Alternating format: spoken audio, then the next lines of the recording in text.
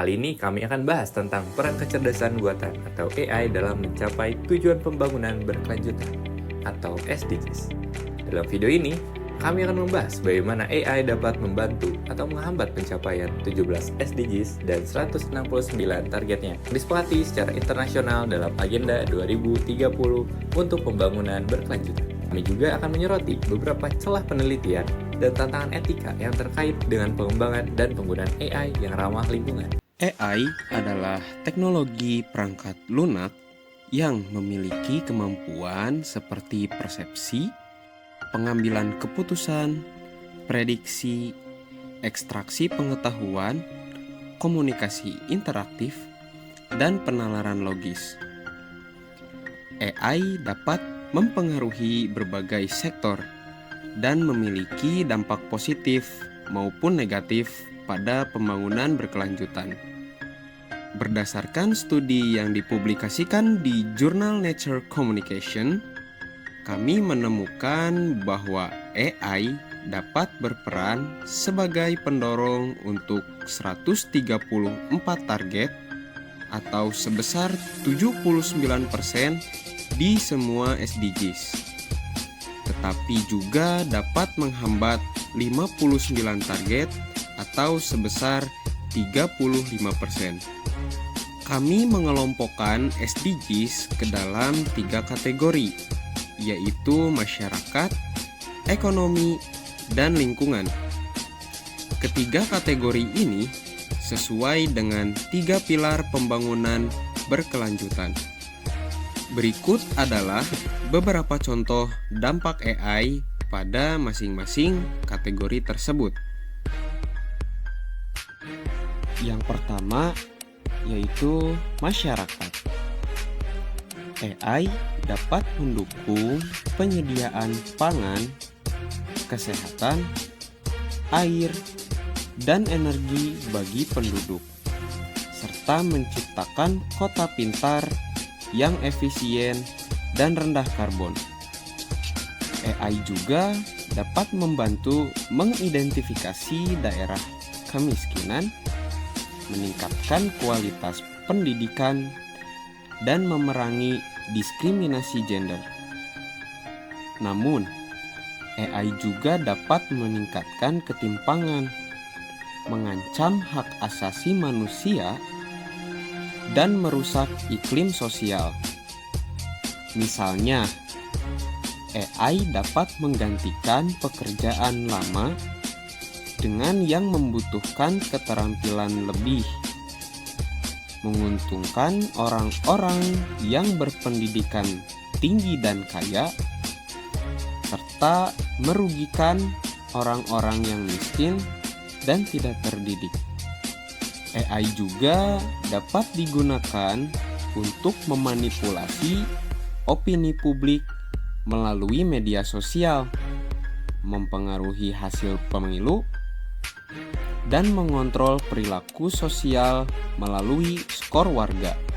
Nah, salah satu AI yang diterapkan di masyarakat untuk membantu pencapaian 17 SDGs adalah penasihat keuangan berbasis AI untuk pekerja berupah rendah.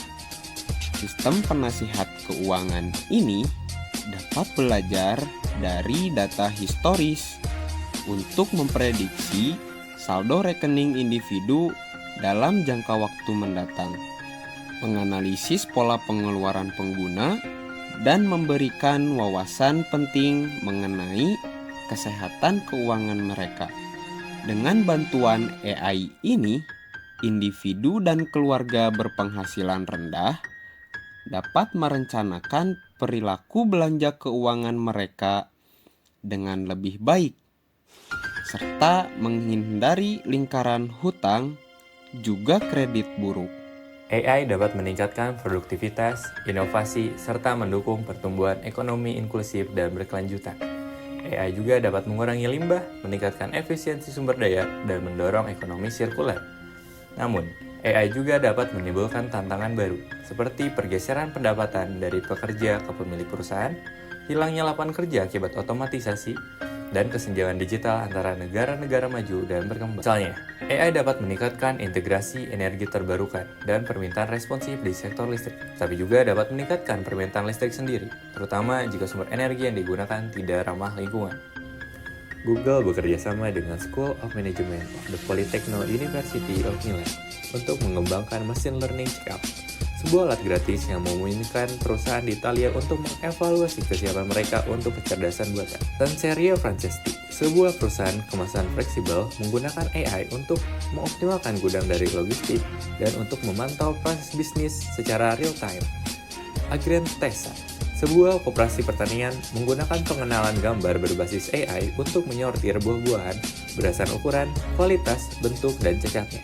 Perusahaan yang menggunakan Machine Learning Checkup akan menerima laporan khusus yang menjelaskan potensi manfaat dan aplikasi terbaik dari AI.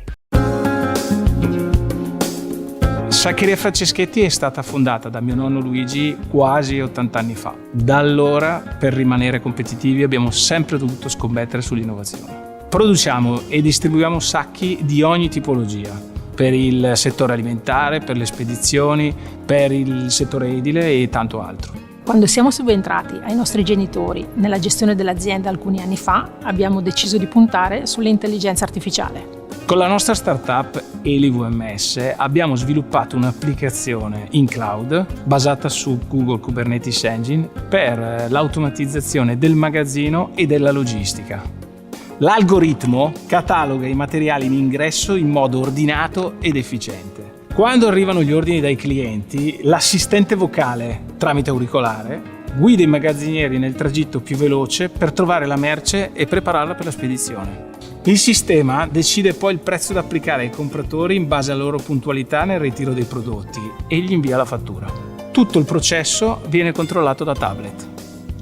L'efficientamento ha portato risultati molto concreti.